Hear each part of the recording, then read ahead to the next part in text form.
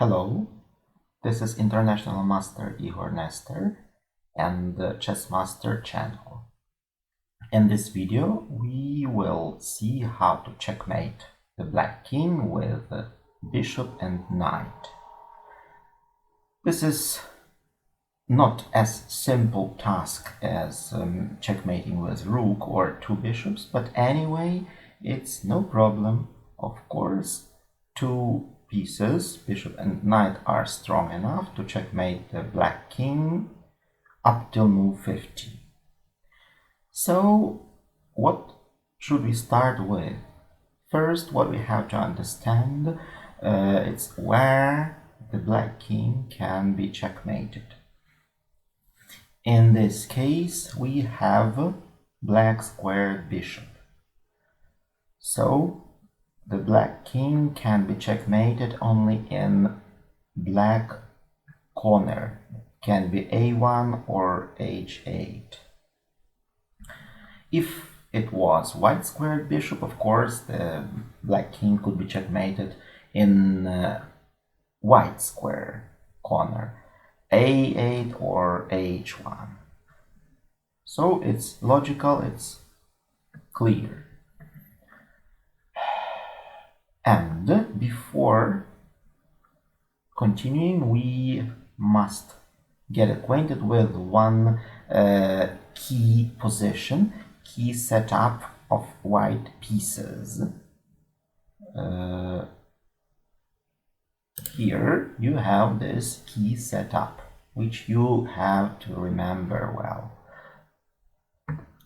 Pay your attention how the bishop and knight are situated and white king, and they all together form a wall, and black king can never cross this wall. He can never get out of this area of 16 squares. He is forever locked here. So remember this position, because we will have it several times, many times I would say, in many positions during checkmating process. It can be situated like this on e3, g3, or it can be symmetrically in a different place but symmetrically situated, the same idea, the same wall. We will see this. Just remember this particular setup. And we return to our position and start checkmating. So first, what we have to do, of course, we need to centralize our pieces. Let's go. King e2, bishop e3. Now the black king is going to escape into white corner, of course, because he knows that he doesn't get checkmated in white corner. But okay, we have enough strength to take him out of there. Let's go on. King d3, king e5, knight g3. We are centralizing, of course, bishop d4, and he is in Zugzwang, he has to go back. For example, he can go to c6, or if he goes to d6, no matter. It doesn't matter on this stage what he's doing. King e6, bishop e5, the same idea. And now, after this, he even doesn't have any more opportunity to get into white corner on a8. King d7, king d5. If he goes to c8, then king c6. And that's it. He cannot go further to b8 and a8. King e7, okay. Knight e2. What for? Knight f4. Now, this is another setup for white pieces, another kind of wall. The wall which white king almost cannot cross.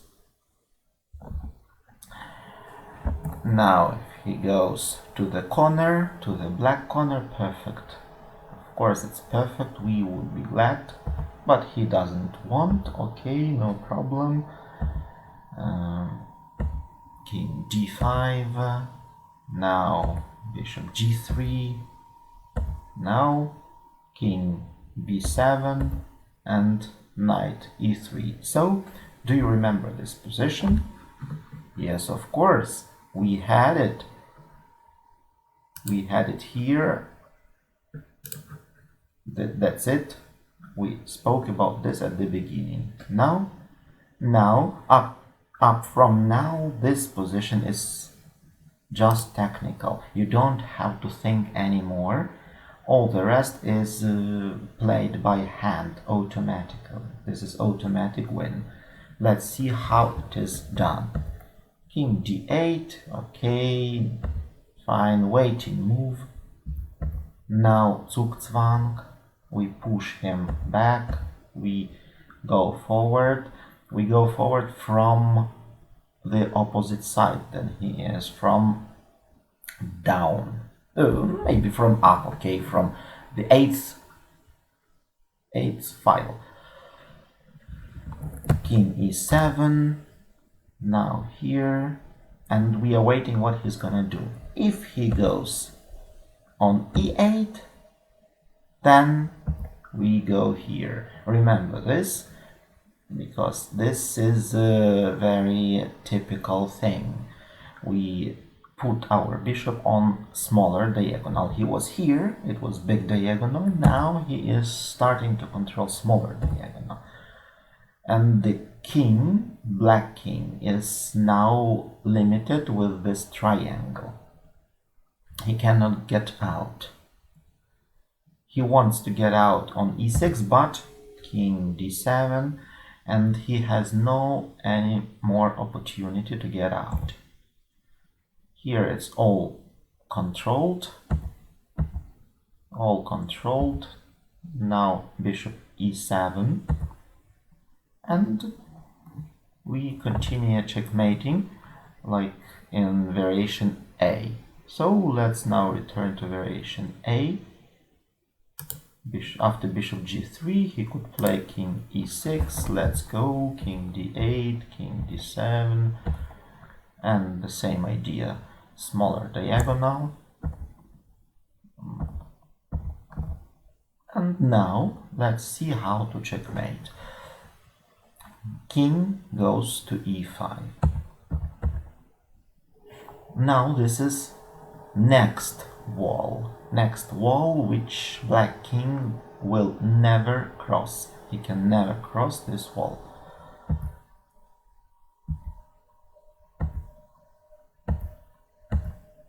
Now we are just pushing him back with the help of Zugzwang. If he goes if he goes on h7, then we go to smaller diagonal, and he now has only 3 squares left. If he goes here, okay, we go on forward, and now we can checkmate him in a different ways. For example, 1, 2, 3 in 3 moves. Or we of course can checkmate him longer with the typical move bishop f8, king g8, bishop h6, now knight g4, knight f6, and bishop g7. It's longer, it's 2 moves longer, but it's typical. Now let's see what happens if he goes to c6. If he is going to the white corner, okay, we are going after him, we follow him. King d6, knight e2, okay, king c6, king e5. Let's go on.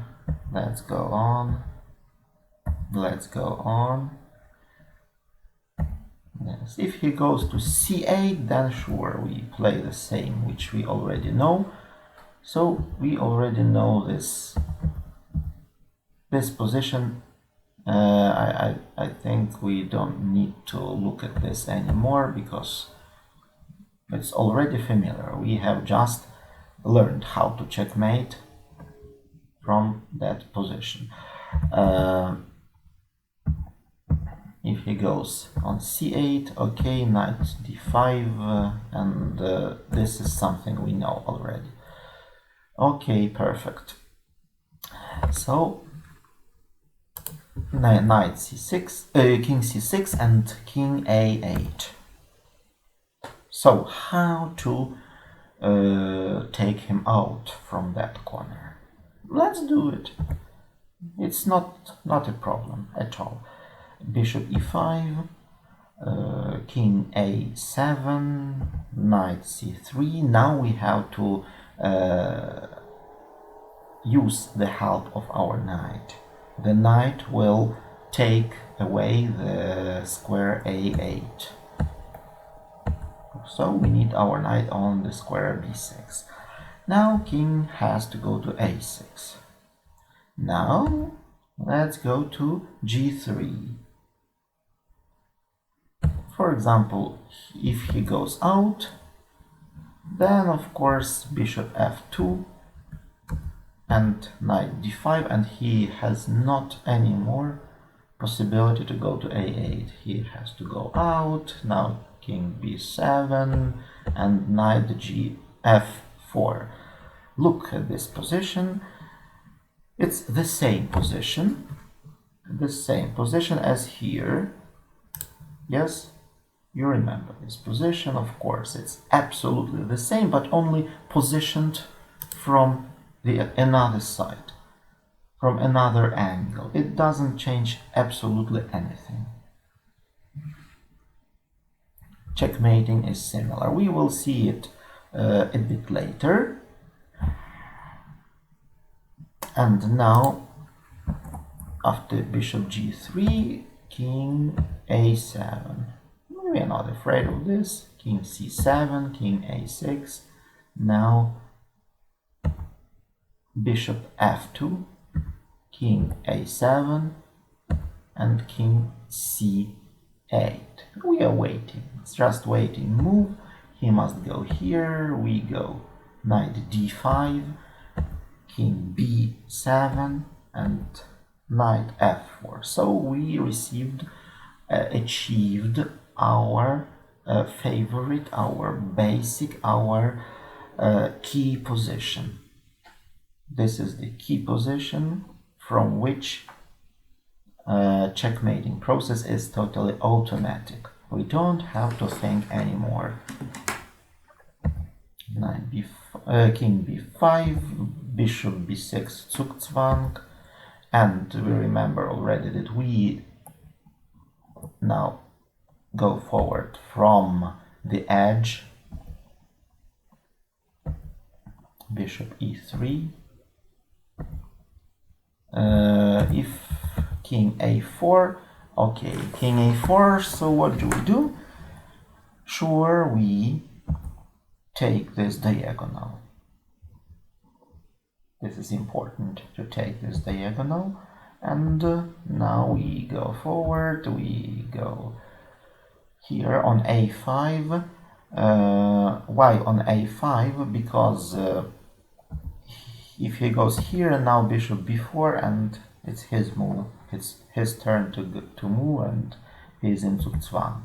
If he goes to d1, it makes no sense for him because everything is blocked there. He will not get out.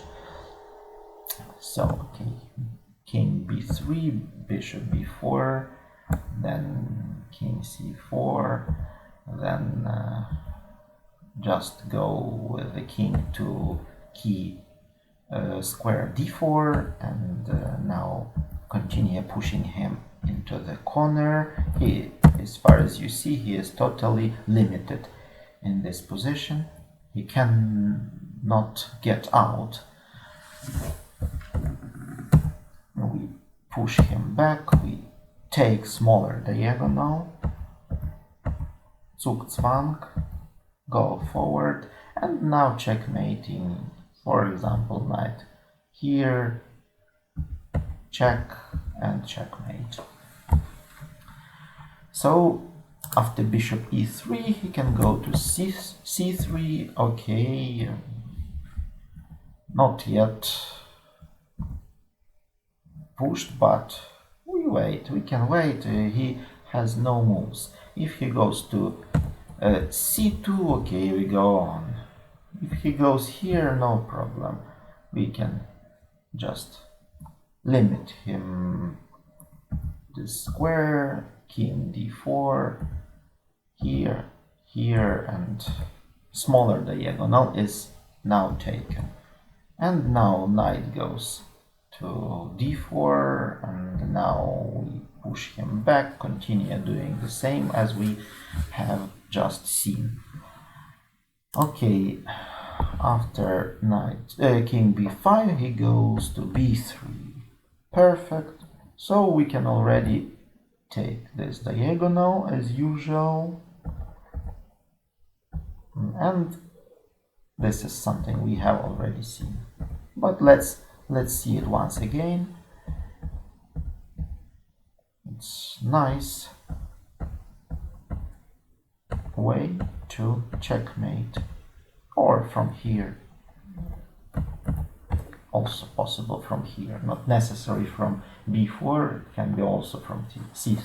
So this is the techniques of checkmating the black king with bishop and knight. So as you see, you can make this in 30 to 45 moves. Usually it's 30, 35, up till 40 moves, easy. You always manage to checkmate the king up till move 50. You don't need 50 moves, you need less moves. So that's it for now. That's it for this video. Don't forget to subscribe for the channel not to miss following videos, and bye, see you.